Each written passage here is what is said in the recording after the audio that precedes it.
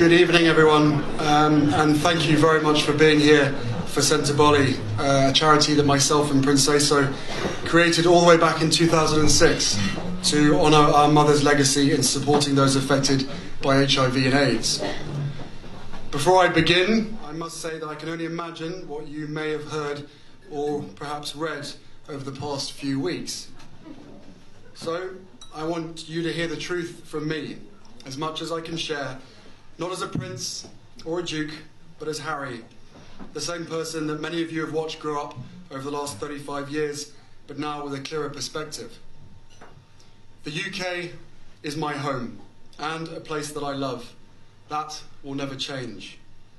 I've grown up feeling supported from so many of you, and I watched as you welcomed Meghan with open arms, as you saw me find the love and happiness that I'd hoped for all my life. Finally, the second son of Diana got hitched. Hooray. I also know that you've come to know me well enough over all these years to trust that the woman I chose as my wife upholds the same values as I do. And she does. And she's the same woman I fell in love with. We both do everything we can to fly the flag and carry out our roles for this country with pride. Once Meghan and I were married, we were excited, we were hopeful, and we were here to serve. For those reasons, it brings me great sadness that it has come to this. The decision that I have made for my wife and I to step back is not one I made lightly. It was so many months of talks after so many years of challenges. And I know I haven't always gotten it right, but as far as this goes, there really was no other option. What I want to make clear is we're not walking away, and we certainly aren't walking away from you. Our hope was to continue serving the Queen, the Commonwealth, and my military associations, but without public funding. Unfortunately, that wasn't possible. I've accepted this, knowing that it doesn't change who I am or how committed I am.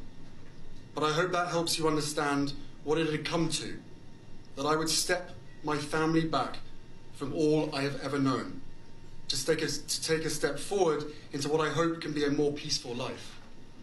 I was born into this life, and it is a great honour to serve my country and the Queen.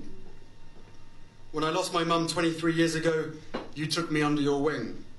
You looked out for me for so long, but the media is a powerful force. And my hope is one day our collective support for each other can be more powerful, because this is so much bigger than just us. It has been our privilege to serve you, and we will continue to lead a life of service. So in that respect, nothing changes.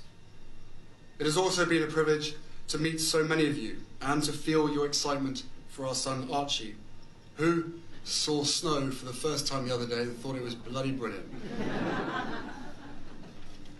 I will always have the utmost respect for my grandmother, my Commander-in-Chief, and I am incredibly grateful to her and the rest of my family for the support they have shown Meghan and I over the last few months.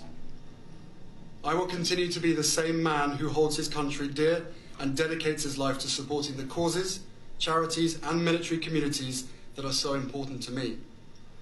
Together, you have given me an education about living. And this role has taught me more about what is right and just than I could ever have imagined. We are taking a leap of faith, so thank you for giving me the courage to take this next step. So,